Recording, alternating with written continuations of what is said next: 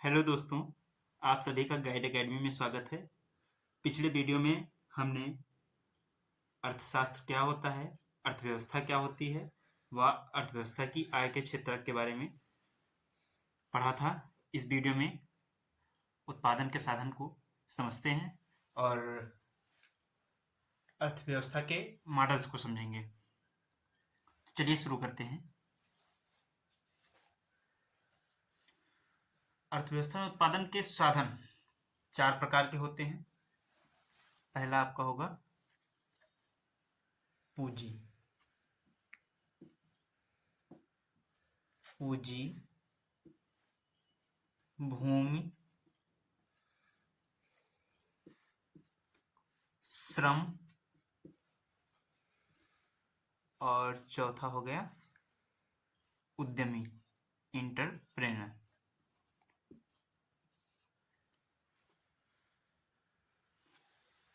पूंजी या कैपिटल।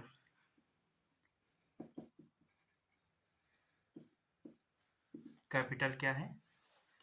उत्पादन के लिए जो धन लगाया जाता है, उत्पादन में जो धन लगाया जाता है उसे कैपिटल या पूंजी कहते हैं। और उत्पादन जिस भूमि पर उत्पादन किया जाए, जिस जगह जिस स्थान पर उत्पादन किया जाए उसे भूमि कहते हैं।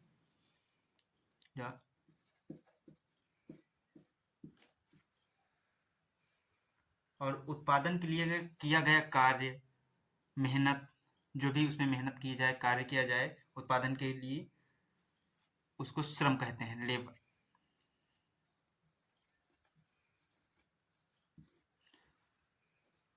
उद्यमी वह व्यक्ति है जिसके पास कंपनी का स्वामित्व हो और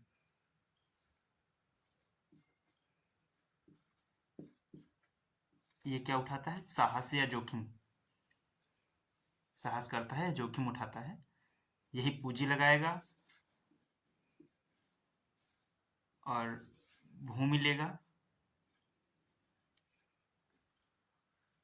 श्रम के लिए धन लगाएगा, ये इन्वेस्ट करेगा, मूलतः निवेश करेगा, तो निवेश करेगा। पूंजी क्या है? उत्पादन के लिए लगाया गया धन पूंजी है। और उत्पादन जिस स्थान पर उत्पादन किया जाए वह भूमि हो गया, आपका लैंड हो गया।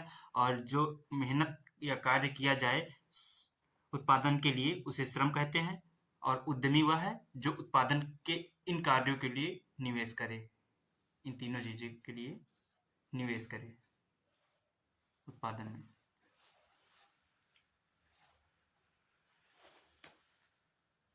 अब समझते हैं अर्थव्यवस्था के मॉडल।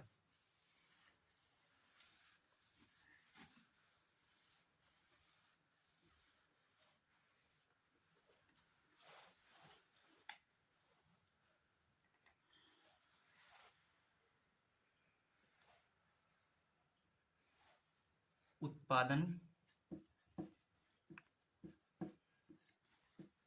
के कारक या संसाधनों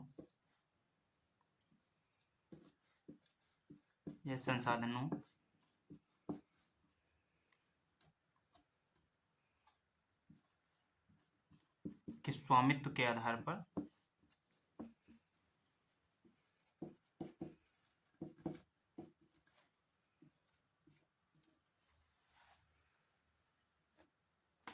अर्थव्यवस्था के मॉडल।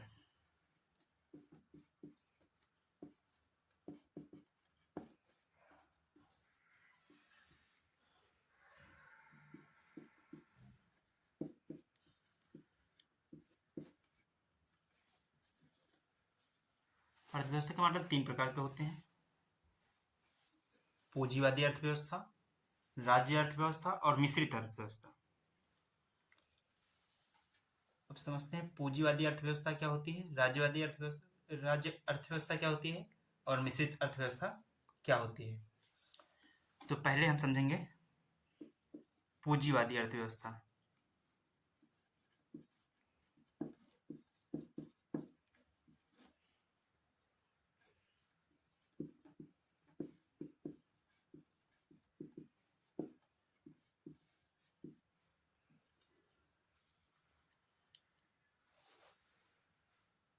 पूंजीवादी अर्थव्यवस्था।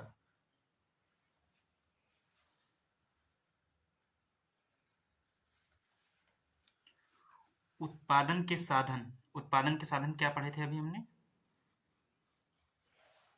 पूंजी, भूमि, श्रम और उद्यमी। उत्पादन के साधनों पर, ये उत्पादन के साधन हो गए। उत्पादन के साधन, इन पर नियंत्रण।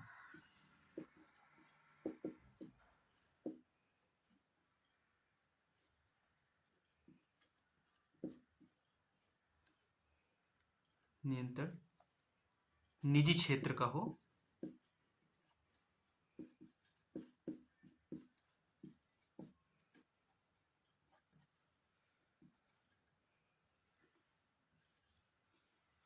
उत्पादन के साधन पर जब नियंत्रण निजी क्षेत्र का हो तो होती है पूंजीवादी अर्थव्यवस्था।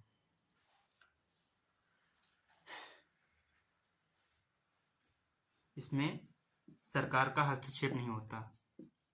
सरकार किसी भी प्रकार का हस्तक्षेप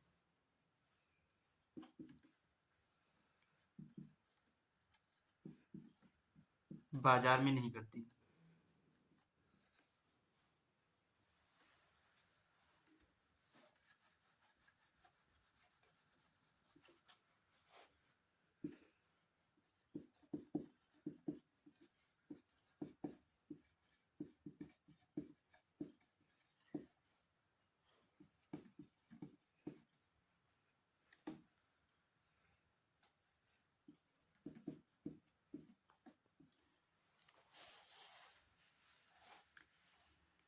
उत्पादन के साधनों पर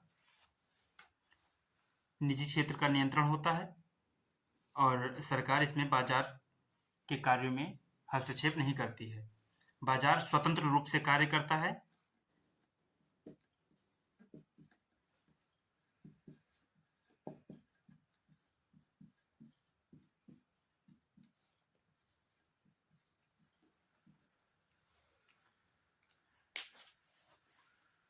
बाजार स्वतंत्र रूप से कार्य करेगा। हाँ, पूंजीवादी अर्थव्यवस्था, उत्पादन के साधन पर निजी क्षेत्र का नियंत्रण, सरकार का कोई हस्तक्षेप नहीं होता है, स्वतंत्र बाजार स्वतंत्र होता है, अपने स्वतंत्रता के अनुसार कार्य करता है। बाजार पर सरकार का कोई नियंत्रण नहीं होता है। अब इसका उद्गम समझते हैं। पूंजीवादी अर्थव्यवस्था का उद्गम कैसे हुआ? 1776 में एक पुस्तक प्रकाशित हुई, the wealth of nation. The wealth of the nation. इसके राइटर थे एडम स्मिथ।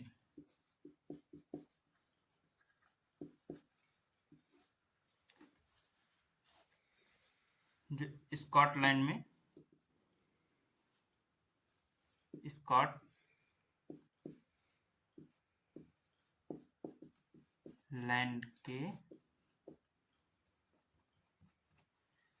स्कॉटलैंड के दार्शनिक अर्थशास्त्री थे और यूनिवर्सिटी ऑफ ग्लासगो में प्रोफेसर थे। स्मिथ ने अपने लेखन से कुछ खास विचारों का जन्म दिया। इस पुस्तक के अंतर्गत कुछ खास विचारों को जन्म दिया और उन्हीं विचारों से पूंजीवाद का उदय हुआ, पूंजीवाद का जन्म हुआ। क्या कहा इन्होंने द वेल्थ ऑफ नेशन अपनी पुस्तक में? एडम स्मिथ ने क्या कहा? इनके मुताबिक लोगों के अर्थव्यवस्था का विकास उस रफ्तार से नहीं हो पा रहा था। अर्थव्यवस्था का विकास उस रफ्तार से नहीं हो पा रहा था जिस रफ्तार से होना चाहिए था। उन्होंने श्रम विभाजन पर जोर देते हुए कहा, श्रम विभाजन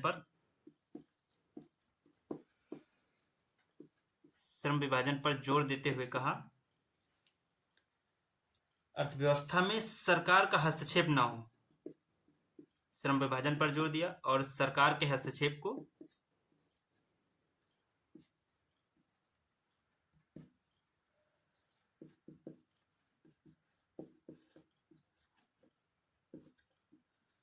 सरकार के हस्तक्षेप को रोकने का प्रयास किया, रोकने के लिए कहा। और लेसेज फेयर का सिद्धांत दिया। लेसेज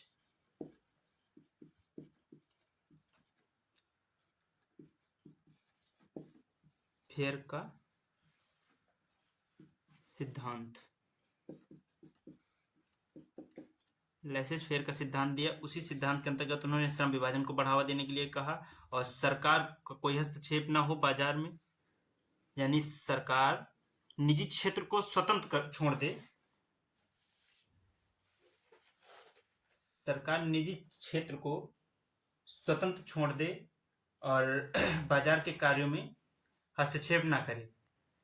बाजार, इन्होंने कहा कि बाजार स्वयं अपने हित में बेहतर निर्णय लेने में सक्षम है, इसलिए बाजार स्वतंत्र होना चाहिए।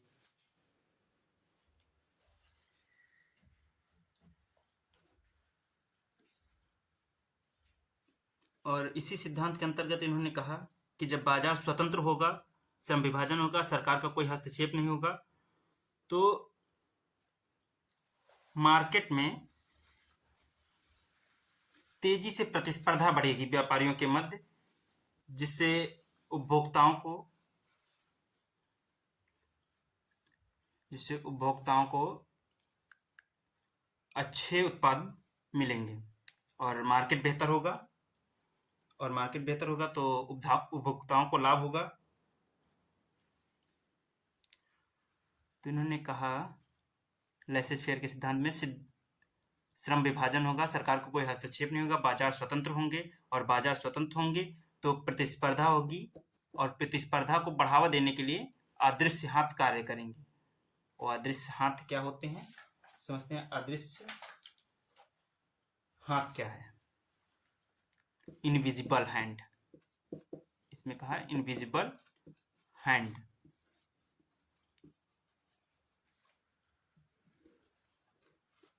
अदृश्य हाथ, ये अदृश्य हाथ क्या होते हैं समझते हैं।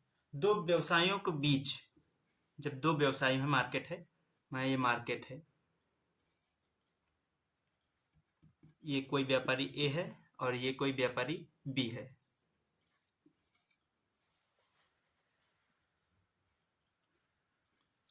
ये दोनों किसी वस्तु का निर्माण करते हैं, एक ही वस्तु का। मान लो ये ई वस्तु का निर्माण करते हैं, ये भी ई वस्तु का निर्माण करता है, दोनों ई वस्तु का निर्माण करते हैं। अब जब बाजार स्वतंत्र होगा तो प्रतिस्पर्धा बढ़ेगी और दोनों अपना ज़्यादा से ज़्यादा प्रोडक्ट बेचने की कोशिश करेंगे। कोशिश करेंगे तो इसकी क्वालिटी बढ़ाएंगे, अच्छी उत्पादकता देंगे और इसका प्राइस कम रखेंगे। अगर ये प्राइस कम रखेगा तो इसका प्रोडक्ट ज़्यादा बिकेगा, ये प्राइस कम रखेगा, क्वालिटी अच्छी देगा तो इसका प्रोडक्ट बिकेगा। ये दोनों कार्य ये करेंगे तो क्या होगा, मार्केट में प्रतिस्पर्धा बढ़ेगी। स्वतंत्र प्रतिस्पर्धा अपने आप बढ़ेगी मार्केट में। और इसके पीछे क्या कार्य करेगी, इनविजिबल हैंड्स। यही इनविजिबल हैंड का सिद्धांत है, लेसेज फेयर के सिद्धांत के अंतर्गत यही इनविजिबल हैंड है।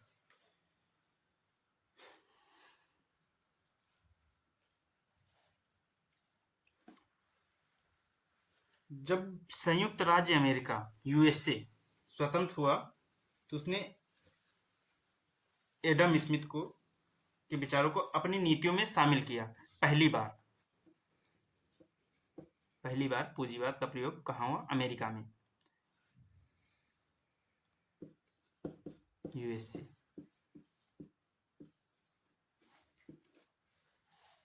और जब अमेरिका स्वतंत्र हुआ तो यूएसए ने एडम स्मिथ के विचारों को अपनी नीतियों में शामिल किया। और एडम स्मिथ की पुस्तक जो प्रकाशित हुई 1776 में, ये उसके एक साल बाद जस्ट 1777 में हो गया। 1777 में यूएसए ने एडम स्मिथ के विचारों को अपनी नीतियों में शामिल किया।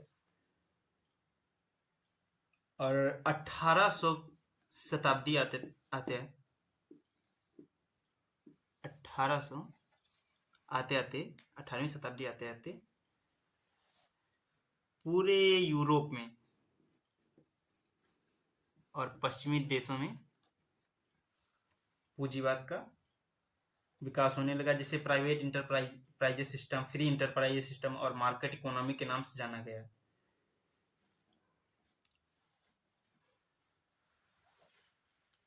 अब समझते हैं, ये रहा पूंजीवाद आपका। इसके बाद अब समझते हैं राज्य अर्थव्यवस्था।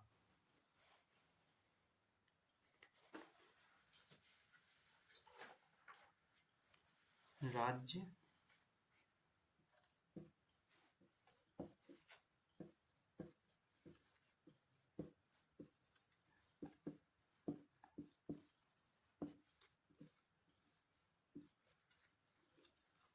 स्टेट इकोनॉमी, इसमें उत्पादन के साधन पर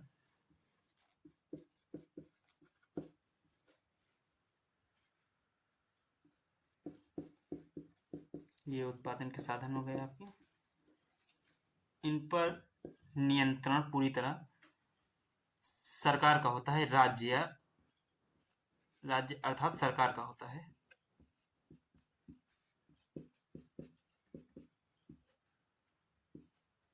पूर्णता नियंत्रण,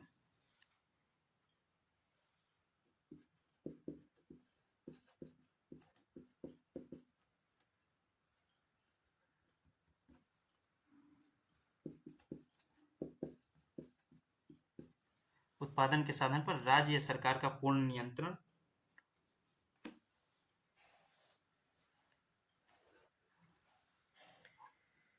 पूर्ण नियंत्रण हो तो राज्य अर्थव्यवस्था कहलाती है।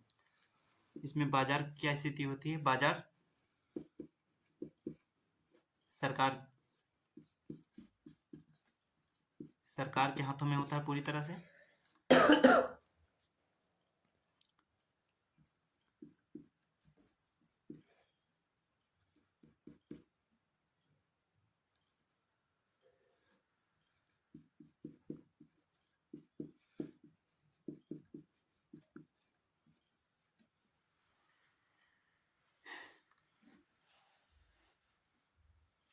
और समझते हैं राज्य अर्थव्यवस्था का उदय और इसका जन्म कहाँ से हुआ, कैसे हुआ, इसके बारे में समझते हैं। पहली बार कहाँ लागू हुआ। और राज्य अर्थव्यवस्था के दो प्रकार हैं, एक समाजवादी, दूसरा साम्यवादी।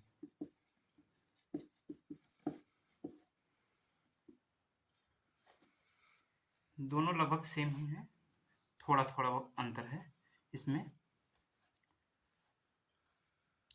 चलिए समझते हैं फिर।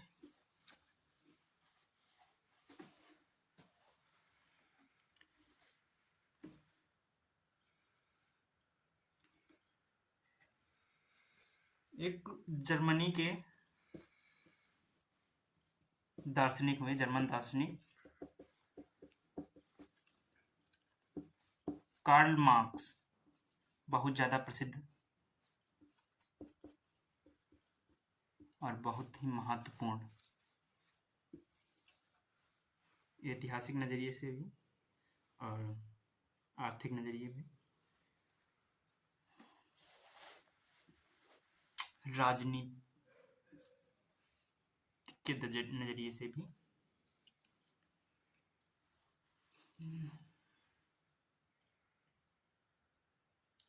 इस सिद्धांत का जन्म कार्ल मार्क्स के द्वारा दिया गया।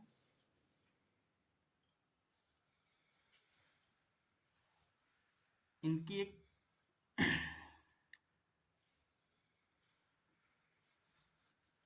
1818 से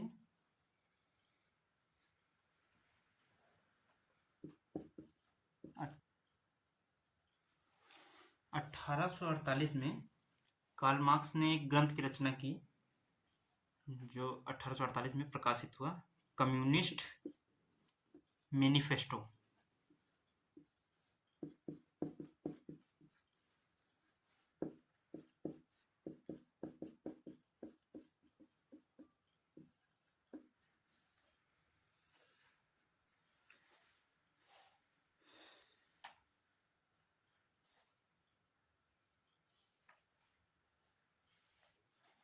कम्युनिस्ट मैनिफेस्टो की रचना की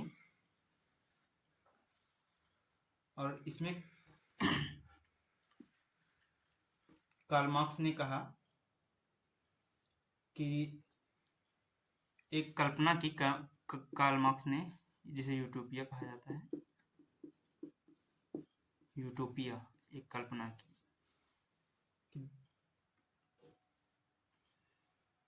एक ऐसे समाज की कल्पना की जहां मालिक और मजदूर में अंतर नहीं होगा, उत्पादन के साधनों जैसे खेत, जमीन, खान उद्योग, मालिक अमीर नहीं होंगे बल्कि सारी जनता होगी। उत्पादन के साधन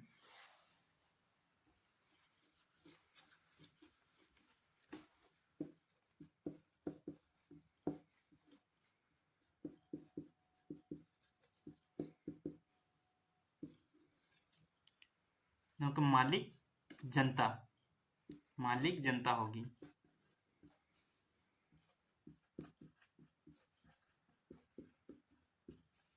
कोई वर्ग नहीं होगा, न अमीर वर्ग, न उच्च वर्ग, न मध्यम वर्ग, न शोषक वर्ग, न शोषित वर्ग। मूलतः शोषक और शोषित वर्ग था, दो वर्गों में विभाजित हो गया था पूंजीवाद के कारण समाज। कोई वर्ग नहीं होगा, इसलिए कार्ल मार्क्स ने कल्पना की कोई वर्ग नहीं होगा, उत्पादन के साधन पर काम के मालिक जनता होगी, कोई अमीर गरीब नहीं होगा, कोई पैतृक संपत्ति नहीं होगी, किसी भी संपत्ति पर किसी का अधिकार नहीं होगा, किसी भी संपत्ति पर किसी का अधिकार नहीं होगा, सबको मुफ्त शिक्षा व मुफ्त स्वास्थ्य सुविधाएं मिलेंगी और राज्य का अस्तित्व नहीं होगा, राज्य का अस्तित्व नहीं। इसका एक बहुत फेमस स्लोगन हुआ, पूरी दुनिया मजदूरों की होगी, पूरी दुनिया के मजदूर एक होंगे।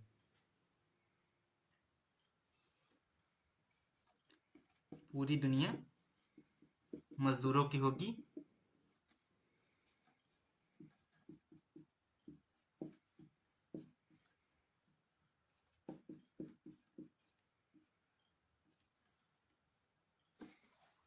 मजदूरों की होगी और पूरी दुनिया के मजदूर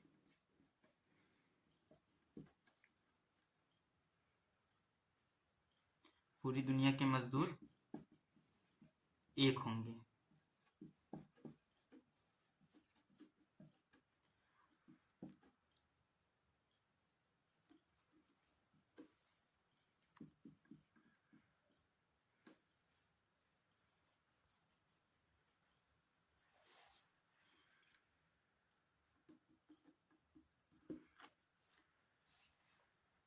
कार्ल मार्क्स ने अपनी पुस्तक कम्युनिस्ट मैनिफेस्टो में कहा, पूरी दुनिया मजदूरों की होगी और पूरी दुनिया के मजदूर एक होंगे।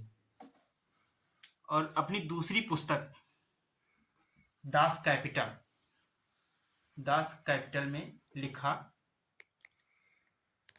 कि समाज का निर्माण कैसे होगा। इस समाज की कल्पना तो कर ली, कल्पना का वर्णन समाज कैसा होगा इसका वर्णन कम्युनिस्ट मैनिफेस्टो में किया। और समाज का निर्माण कैसे होगा, इस समाज का निर्माण कैसे होगा इसका वर्णन अपनी पुस्तक दास कैपिटल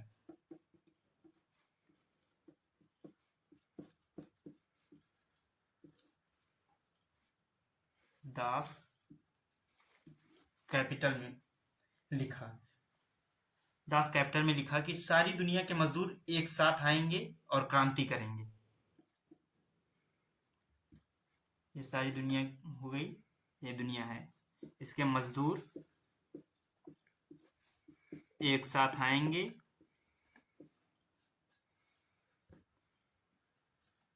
और क्रांति करेंगे, क्रांति करके व्यवस्था बदल देंगे।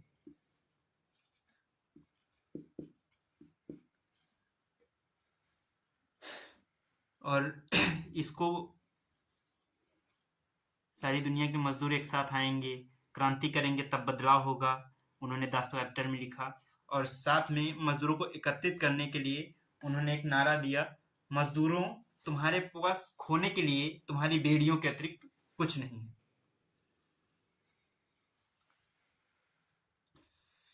मजदूरों, सारी दुनिया के मजदूरों का आह्वान करते हुए कार्ल मार्क्स ने कहा, मजदूरों, तुम्हारे पास खोने के लिए तुम्हारी बेड़ियों के अतिरिक्त कुछ भी नहीं है। और कहा जाता है कि कार्ल मार्क्स ने यह जो रचना की या कल्पना की, यह यूटोपिया, अपने कम्युनिज्म को, ये जो कम्युनिज्म विचारधारा का जन्म हुआ कार्ल मार्क्स के द्वारा, उसको कार्ल मार्क्स ने कभी धरातल पर उतरते हुए नहीं देखा। अब कार्ल मार्क्स इतना ज़्यादा फेमस हुए, ये विचार इतना ज़्यादा फेमस हुए, क्यों फेमस हुए ये भी समझते हैं। जब पूंजीवाद हुआ, पूंजीवाद, फिर रिलेट करते हैं, फिर से रिलेट करते हैं।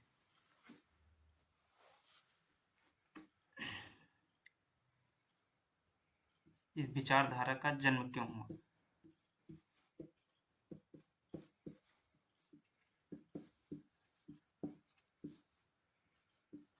इसके पीछे भी कोई कारण रहा होगा, तो ये क्या कारण था ये समझते हैं। पूंजीवाद आया, यूएसए ने पूंजीवाद की नीतियों का सर्वप्रथम प्रयोग स्टार्ट किया।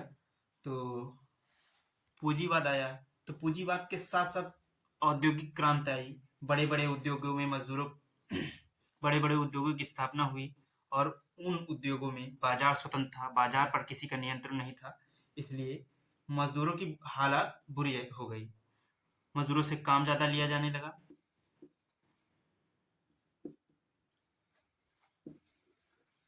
ये मजदूर वर्ग हो गए, से काम ज्यादा लिया जाने लगा, वेतन कम दिया जाने लगा, ताकि उनका जो उत्पाद है वो उसकी लागत कम आए।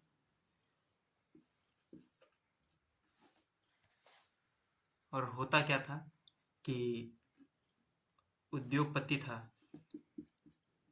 उद्योगपति या उद्यमी कहें, सीधे उद्यमी, उद्यमी मजदूर का शोषण करता था, और सारा लाभ कौन ले जाता था? उद्यमी उठाता था सबसे ज्यादा। और ये उस दौर के, उस समाज के सबसे बड़ी आर्थिक और सामाजिक समस्या बनी, आर्थिक और सामाजिक समस्या बनी, और समाज दो वर्गों में विभाजित हो गया।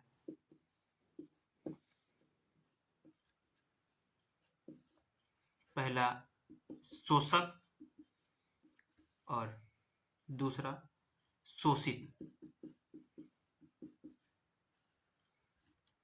शोषक कौन थे?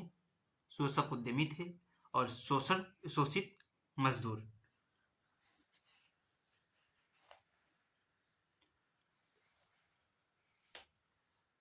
इस स्थिति में और इन परिस्थितियों के कारण ही इस विचारधारा का जन्म हुआ, राज्य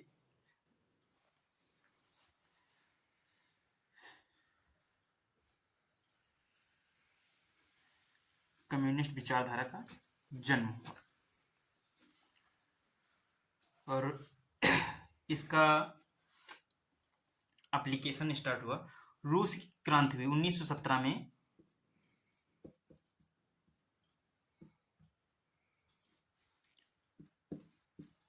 रूस की बोल्शेविक क्रांति,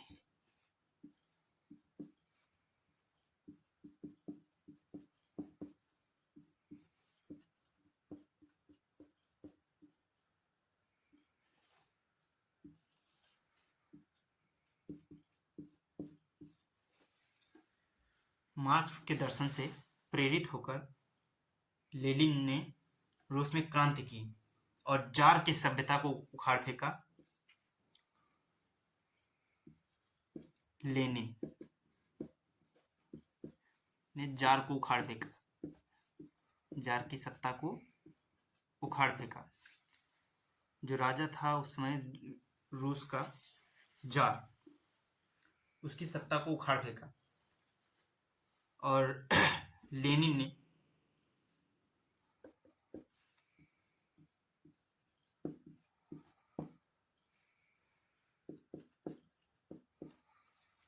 लेनिन के नेतृत्व में बोल्शेविक की क्रांति हुई, रूस की क्रांति हुई। और रूस में लेनिन ने क्रांति के पश्चात रूस में कम्युनिस्ट विचारधारा का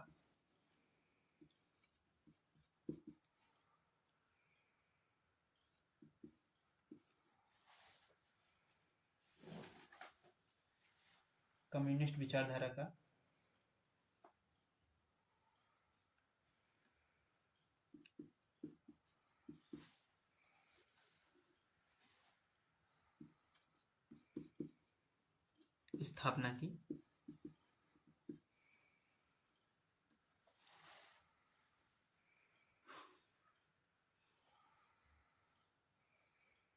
उन्नीस सौ 17 की बोल्शेविक क्रांति लेनिन के नेतृत्व में हुई, जार की सत्ता को उखाड़ फेंक दिया और कम्युनिस्ट विचारधारा का स्थापना की।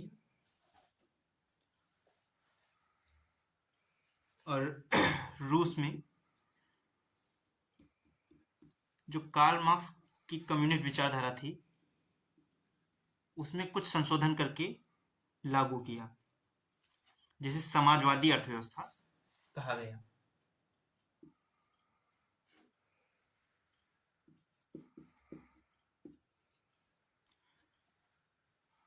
जो विचारधारा कार्ल मार्क्स के द्वारा जन्मी थी उससे प्रभावित होकर लेनिन ने रूस में क्रांति तो की, किंतु उस विचारधारा को यथावत न लागू करके, उसी रूप में न लागू करके थोड़ा सा संशोधन करके तब लागू किया, जिसे समाजवादी विचारधारा या कहा गया। और इससे निर्मित अर्थव्यवस्था को समाजवादी अर्थव्यवस्था कहा गया।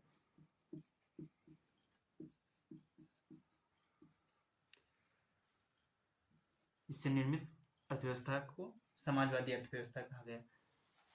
अब समझ लेते हैं समाजवादी अर्थव्यवस्था क्या होती है। यहीं पे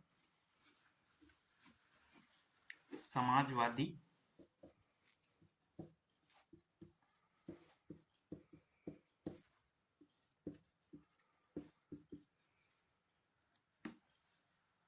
अर्थव्यवस्था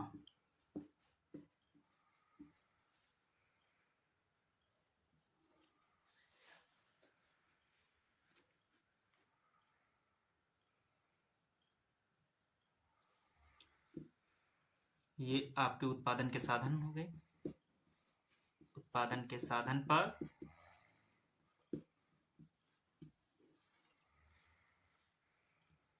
सामूहिक नियंत्रण।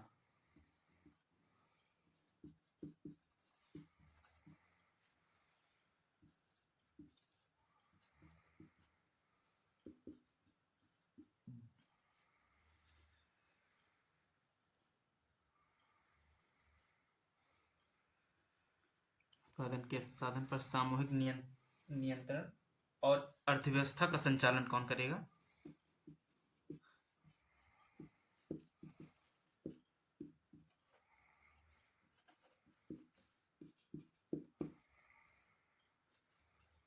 अर्थव्यवस्था के संचालन में सरकार की बड़ी भूमिका।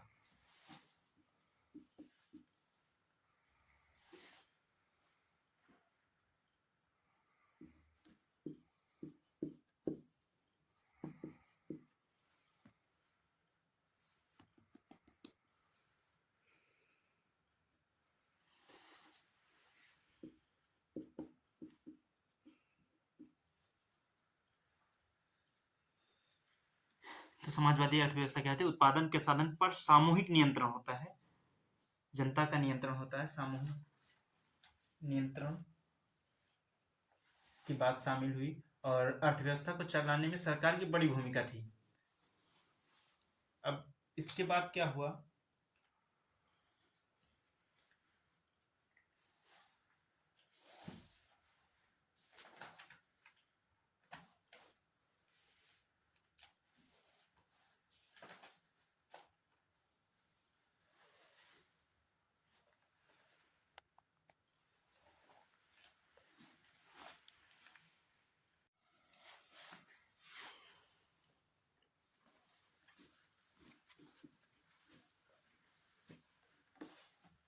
1917 में रूस में जब लागू हुआ, उसके बाद अर्थव्यवस्था का यह मॉडल रूस ने बहुत तेजी से तरक्की की, तो अर्थव्यवस्था का यह मॉडल 1949 में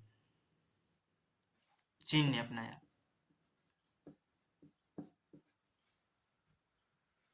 चीन में आदर्श रूप में अपनाया गया।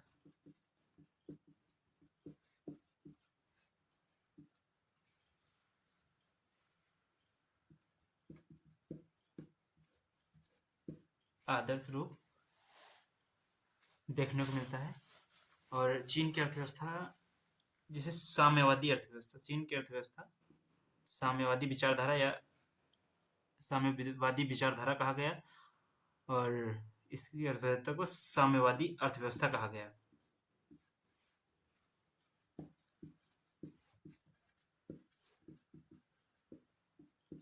अब साम्यवादी अर्थव्यवस्था क्या होती है समझते हैं।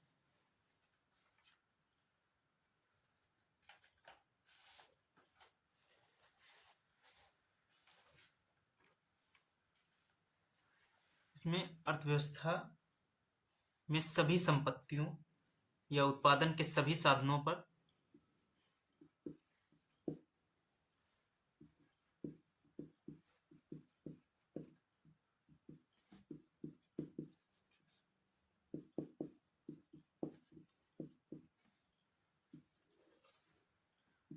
सरकार का नियंत्रण होता है।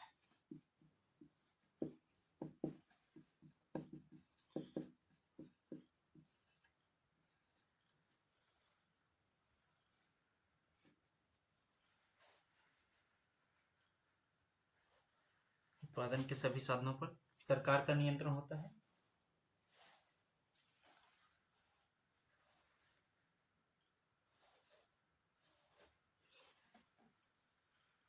हालांकि ये मॉडल ज़्यादा सक्सेस नहीं होने के कारण समाजवाद या साम्यवाद ज़्यादा सक्सेस नहीं था, अर्थव्यवस्था के लिए ज़्यादा लाभकारी नहीं था। इनके नुकसान थे कुछ।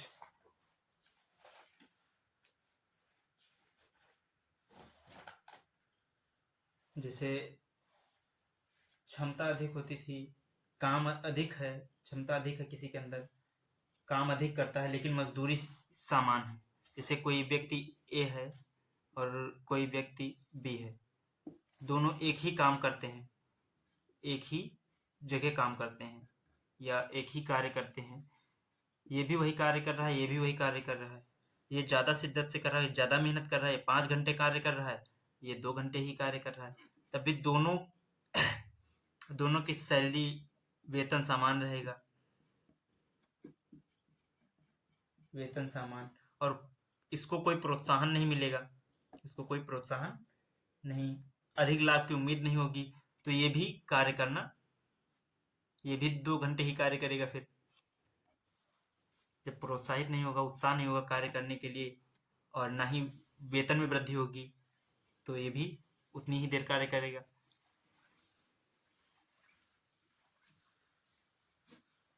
और लोग काम से भागने लगते हैं, तो अपनी क्षमता की बढ़ाने की कोशिश नहीं करता कोई, और बेहतर काम करने की कोई वजह भी नहीं होती।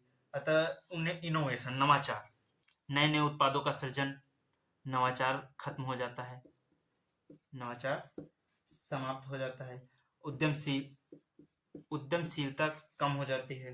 इससे धीरे धीरे आर्थिक प्रणाली खोखली होती चली जाती है। इसलिए चीन ने धीरे धीरे से साम्यवादी का चोला जो ओढ़ रखा है, साम्यवाद का, चादर केवल लपेटे हुआ है, अंदर से वो पूंजीवादी हो गया है। 1985, इसीलिए कहा जाता है 1985 से पहले की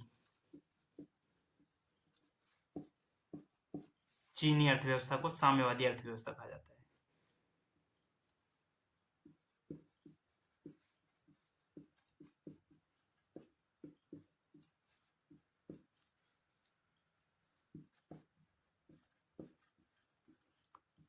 उन्नीस सौ पचासी से पहले की चीनी अर्थव्यवस्था को साम्यवादी अर्थव्यवस्था कहा जाता है। अब समझते हैं तीसरी, मिश्रित अर्थव्यवस्था।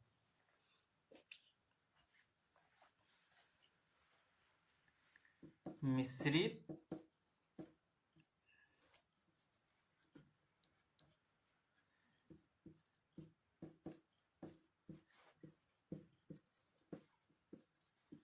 अर्थव्यवस्था। अब मिश्रित अर्थव्यवस्था, इसमें उत्पादन के साधन पर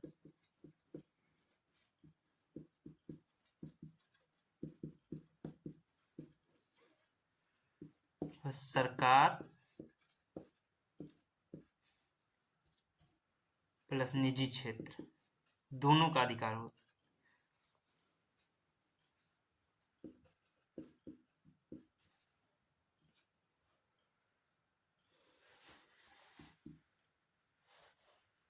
दोनों का अधिकार या नियंत्रण हो।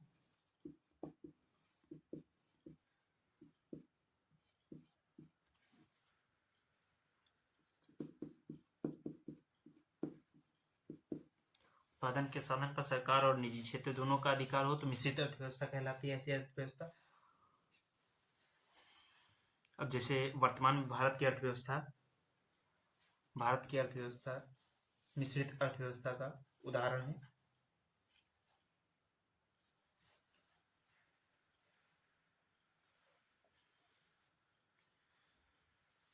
अब समझते हैं इसका उद्गम कहाँ से हुआ।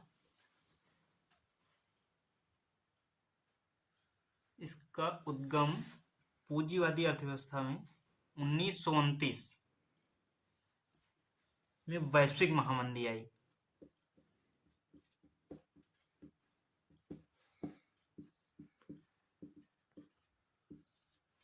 1929 में वैश्विक महामंदी आई।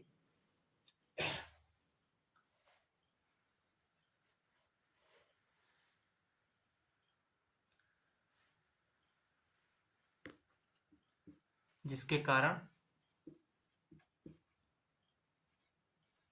मिश्रित अर्थव्यवस्था का उदय हुआ।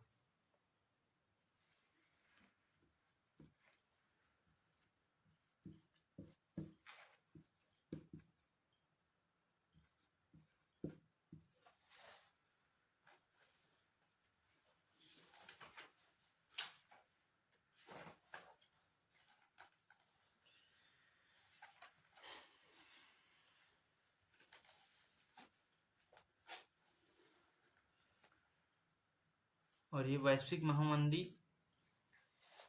यूरोप, अमेरिका के साथ साथ पूरे विश्व में फैली और कई देशों के अर्थव्यवस्था को इसने अपनी चपेट में ले लिया। तो इससे हुआ क्या, बेरोजगारी बढ़ी, मांग और आर्थिक गतिविधियों में कमी हुई, उद्योग धंधों पर तालाबंदी की स्थिति उत्पन्न हो गई।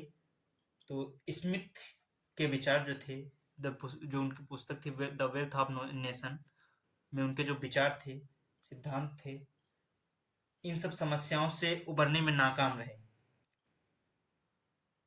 तो इन सब समस्याओं से जब उबरने में नाकाम रहे तो ऐसे समय में एक नए नजरिए ने जन्म लिया।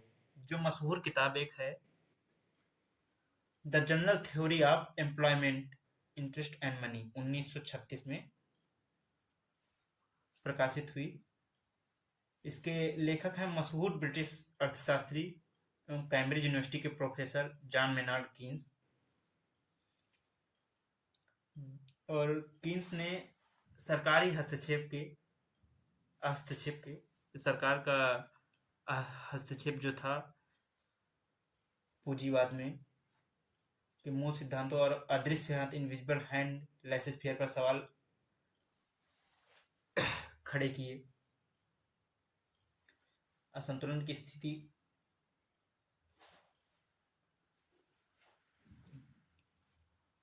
पहले लिखते हैं पुस्तक का नाम, the general theory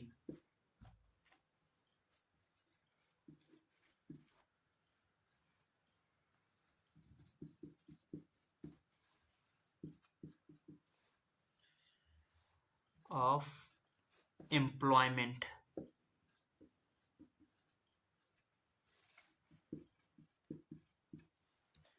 employment, interest and money.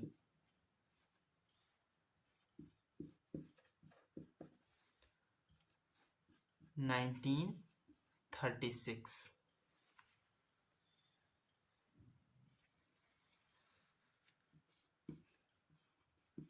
John Maynard Keynes.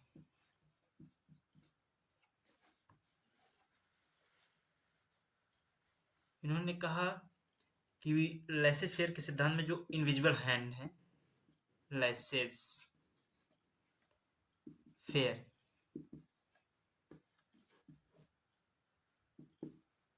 Invisible hand,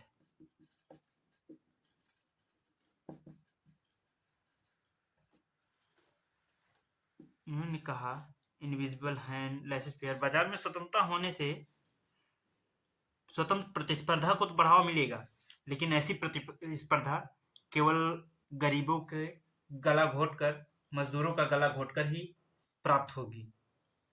उन्होंने कहा मूल्य और मजदूरी में लचीलापन नहीं होगा, इतना लचीलापन नहीं होगा कि सबको नौकरी मिल पाएगी या रोजगार मिल पाए।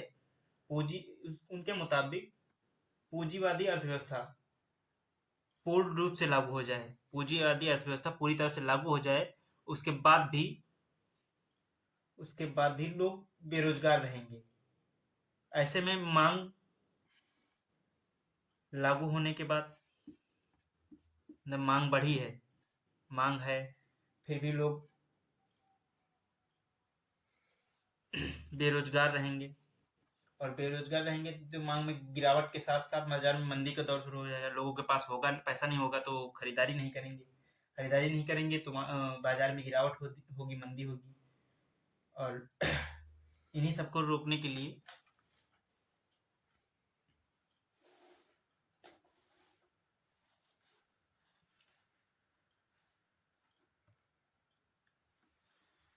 जॉन मेनार्ड कीन्स ने मिश्रित अर्थव्यवस्था यानी सरकार और निजी क्षेत्र दोनों को संयुक्त रूप से कार्य करने के लिए कहा। इसके अंतर्गत सरकार करेगी क्या?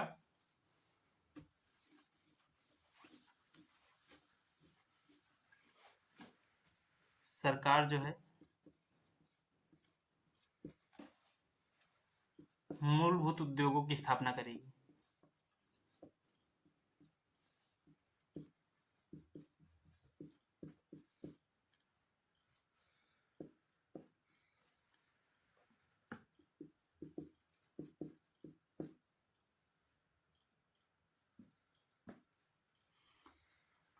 सरकार मूलभूत उद्योगों की स्थापना करेगी, जिसे पब्लिक गुड्स कहते हैं, कहा गया पब्लिक गुड्स।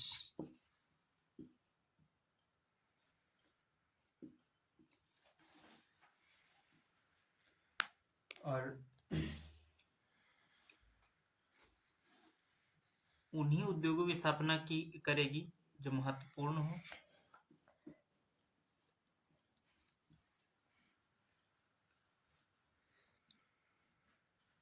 केंद्र और राज्य मिलकर करेंगे। बाकी आर्थिक गतिविधियां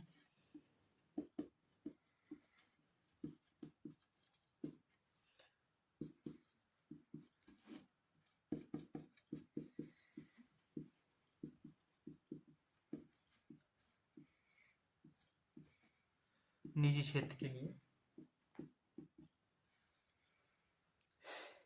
मिश्रित अर्थव्यवस्था में बाजार की अर्थव्यवस्था का पक्ष लिया गया है, जिन पर सरकार का पूरा नियंत्रण नहीं था, निजी क्षेत्र की भागीदारी के लिए खोल दिए। सरकार का पूरा नियंत्रण था बाजार पर और निजी क्षेत्र को भागीदारी के लिए खोल दिया गया था। इसके कई उदाहरण जैसे दूरसंचार, टेलीकॉम हो गया, ऊर्जा हो गया, सड़क हो गया, पेट्रोलियम हो गया, प्राकृतिक गैस, इन सब में शिक्षा है, स्वच्छ स्वास्थ्य, पेयजल है। भारत के संदर्भ में बात करें तो भारत 1991 से पहले मिश्रित अर्थव्यवस्था था और 1991 के बाद भी इसकी अर्थव्यवस्था मिश्रित है, लेकिन सरकार और बाजार की भूमिकाएं बदल गई। आने वाले समय में सामाजिक आर्थिक कारकों में बदलाव होने पर भारत अपनी अर्थव्यवस्था में जरूरत के मुताबिक बदलाव कर सकता है।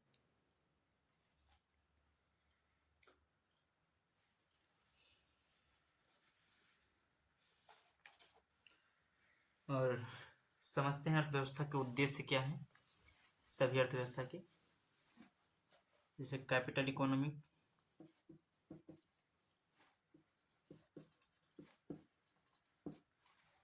कैपिटल इकोनॉमी का उद्देश्य है अधिकतम लाभ,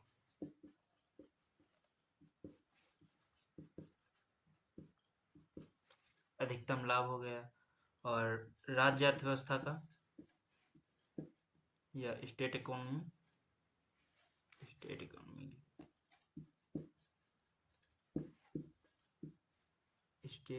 इकोनॉमी इसका उद्देश्य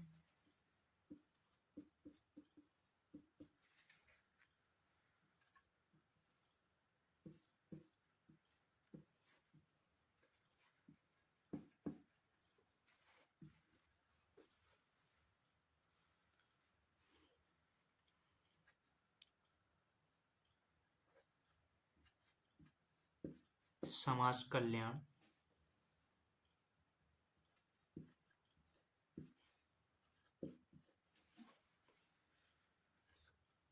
और ये मिक्स्ड इकोनॉमी, मिश्रित अर्थव्यवस्था का इसका उद्देश्य जन कल्याणकारी राज्य की स्थापना, आर्थिक समानता, सामाजिक न्याय, आर्थिक सामाजिक न्याय समानता, मिक्स्ड इकोनॉमी, जन कल्याणकारी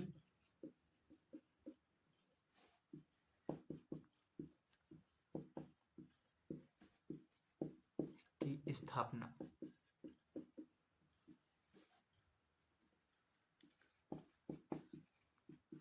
आर्थिक समानता,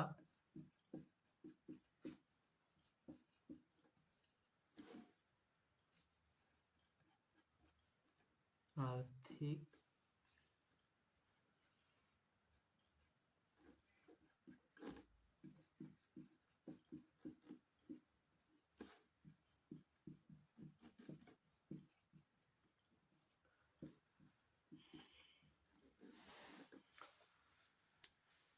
तो आज का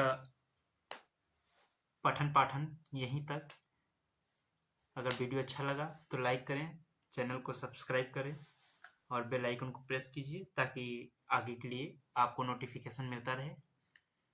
तो मिलते हैं नेक्स्ट वीडियो में आपसे।